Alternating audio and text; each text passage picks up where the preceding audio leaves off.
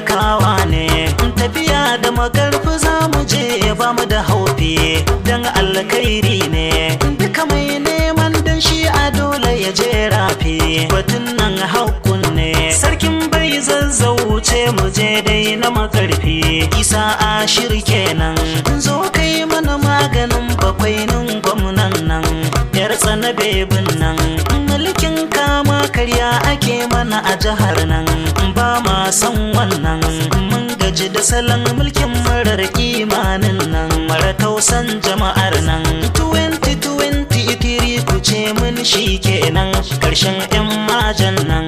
zami famfamfan, Kaduna ta Isa Ashir ce jangwarzan nan, sarkin bai zazzaune, zaki na makarfin nan, Abdulaziz ke kwari ina nan tawagar nan, bana layin carki.